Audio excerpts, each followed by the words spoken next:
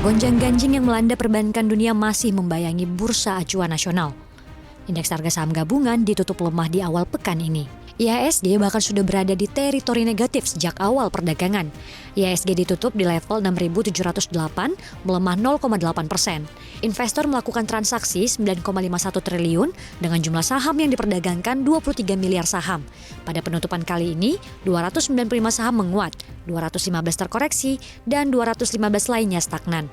IHSG cenderung masih akan mengalami fluktuasi di awal pekan ini akibat gonjang-ganjing yang melanda sektor perbankan yang memberikan sentimen negatif. Pelaku pasar masih was-was terhadap stabilitas finansial setelah kolapsnya SVB dan dua bank lainnya di Amerika Serikat. Gonjang-ganjing tersebut akhirnya merembet ke Eropa. Credit Suisse nyaris kolaps. Bahkan bank di Jerman yakni Deutsche Bank AG juga tak luput tertular dari krisis SVB. Namun di sisi lain, keputusan The Fed yang kembali mengerek suku bunga dinilai tidak akan berlangsung lama, alias suku bunga akan dipangkas pada Juli nanti. Pasar pun menyambut dengan optimisme yang besar bahwa ada harapan Amerika Serikat tidak akan mengalami resesi alias soft landing.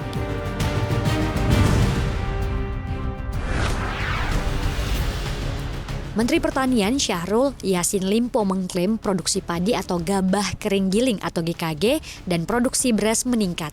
Dia menyebut ketersediaan pangan dari produksi dalam negeri menghadapi bulan Ramadan dan Hari Raya Idul Fitri relatif aman. Syahrul menuturkan, produksi padi atau gabah kering giling 23,94 juta ton atau meningkat 0,53%. Sementara itu, produksi beras juga meningkat 0,56% atau menghasilkan 13,79 juta ton.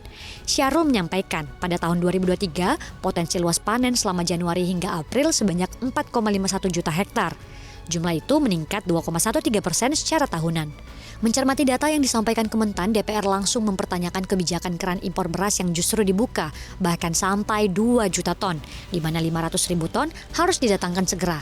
Sementara itu, Direktur Utama Perumbulok Budi Waseso alias Buas mengungkapkan impor hingga 2 juta ton diperlukan akibat stok cadangan beras pemerintah atau CBP di gudang Bulog saat ini menipis, yakni 282 ribu ton.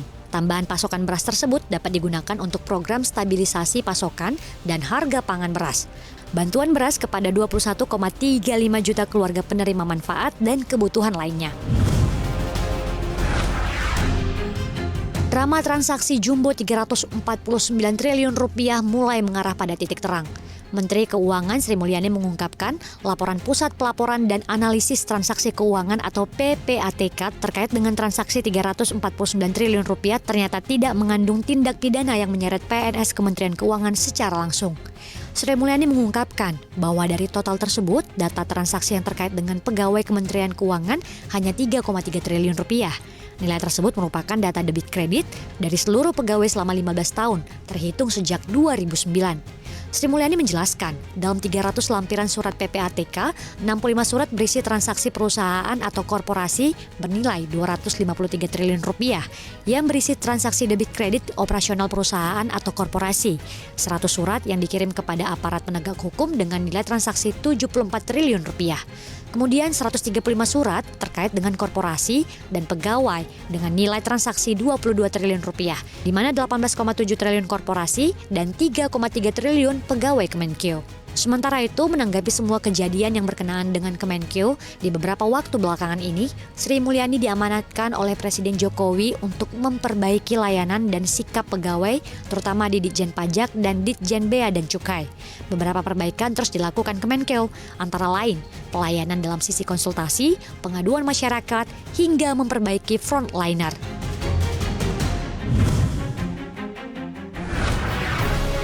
Dana Moneter Internasional atau IMF memberikan peringatan terbaru soal perbankan dunia. Hal ini terjadi pasca ambruknya beberapa bank di Eropa dan Amerika Serikat.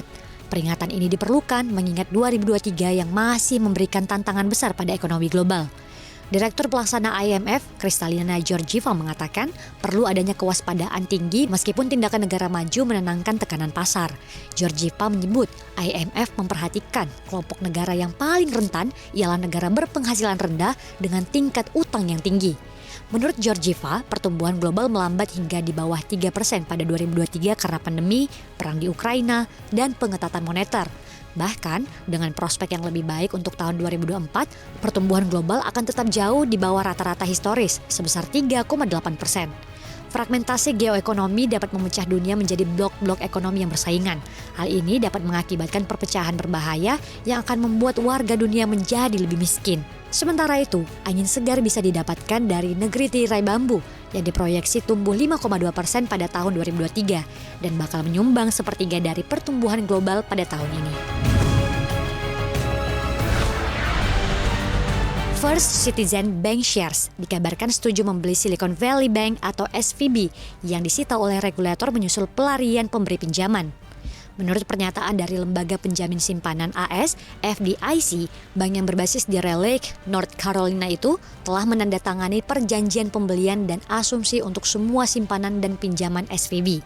First Citizens Bancshares dikabarkan sedang dalam pembicaraan mengakuisisi SVB yang tengah bangkrut, di mana kesepakatan pembelian SVB yang kini dibawa kendali FDIC akan tercapai pada awal pekan ini.